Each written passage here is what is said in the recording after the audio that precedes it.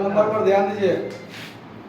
17 number प्रश्न देखिए क्या कहता है कि गर्भित लिमिटेड ने 100 रुपया प्रत्येक के 3011% ऋण पत्र 6% छूट पर आवेदन आमंत्रित किए हैं।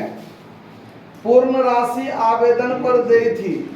ध्यान से देखिए, पूरा का पूरा रुपया आवेदन पर ही मांग लिया गया है। किस पर मांग लिया गया है? आवेदन पर। 3600 ऋण पत्रों के लिए आवेदन आ गए। 600 ऋण पत्रों के आवेदकों को क्या कर दिया गया? वापस कर दिया गया और शेष आवेदकों को आवंटन कर दिया गया। जर्नल प्रविष्टि कीजिए, है ना। अब इधर ध्यान दीजिए, इसमें आपका ऑन एप्लीकेशन एंड अलॉटमेंट एक बार में ही काम करेंगे, ठीक है। 3600 सुन लीजिए, 3600 गुने 100 दाम हुआ। 3600 ऋण पत्र के लिए आवेदन आ गया ना, तो आवेदन 100 रुपया के दर से है। एक ही बार में टोटल है। 6% छूट करना है, तो पहले टोटल दाम 100 रुपया से कैलकुलेशन कर लेते हैं और फिर 6 रुपया के दर से क्या कर देंगे? छूट दे देंगे, तो वो घटा देंगे, तो बाकी रुपया तो आएगा हमारे पास एप्लीकेशन पर। आया बात समझ में? तो 3600 गुने 100, तो 3600 पर 00, 3,60,000 हुआ। इसमें लेस कर दीजिए discount on issue of debenture, यानी ऋण पत्र के निर्गमन पर 3600 गुने 6 कितना होगा? 21,600।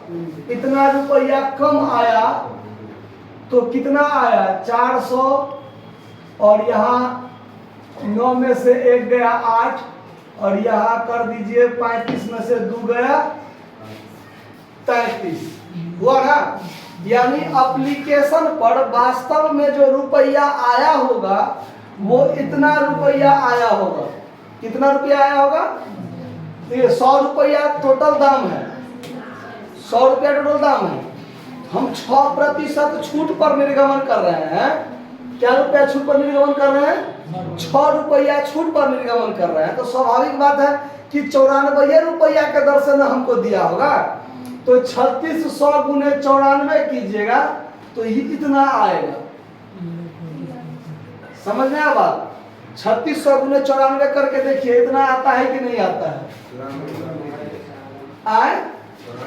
हाँ, इतना ही आएगा, देख लीजिए ना। अब ध्यान दीजिए, अब जर्नल एंट्री जो बनेगा, सीधे जर्नल एंट्री बनाकर देख लीजिए। जर्नल एंट्री जो बनेगा, सबसे पहले bank account DR applier less नहीं करेंगे क्या? अप्लायर 600 और रिटर्न भी है। 600 ऋण पत्रों को रिटर्न करना है। अच्छा, तो लेस कर दीजिए यहाँ return to applier, return to applier. तो 600 ऋण पत्रों पर 94 रुपया के दर से वापस होगा। कितना रुपया के दर से? क्योंकि दिया वो 94 रुपया के दर से, तो वापस भी तो 94 रुपया के दर से होगा ना। तो यहाँ वापस कर दीजिए, गुना कर दीजिए, कितना होता है? 00, 6 चौक 24 के 4 हाथ में 2, 9 छाके 54 और 2 56।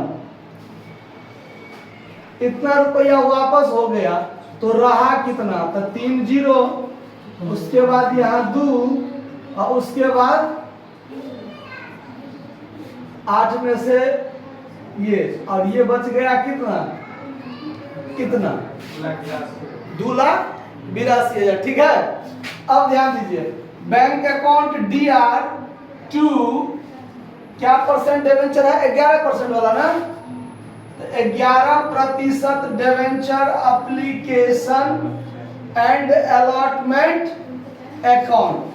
टोटल रुपया आया कितना?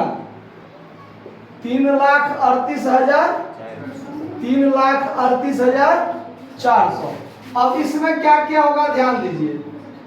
11% debenture application and allotment account दिया 3,38,400। अब ऋण पत्र के निर्गमन पर छूट है।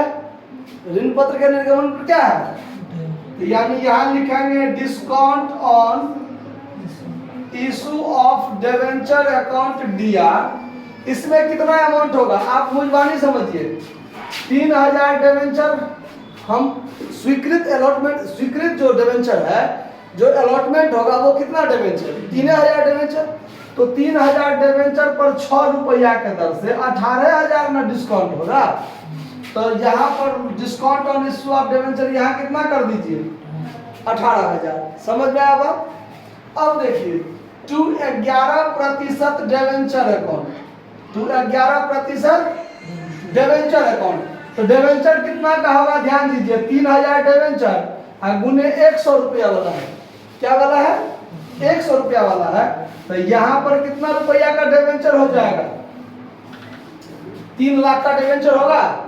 अच्छा अब टू वापस जितना हो जाएगा वो टू बैंक अकाउंट में वापस होगा कि नहीं होगा। तो वापस हम कितना किए हैं, 56,400। ये हो गया आपका जर्नल एंट्री। जितना आया था उतना डेबिट, 3,000 डिवेंचर पर 6 रुपया के दर से छूट कितना होगा हमारा, 18,000।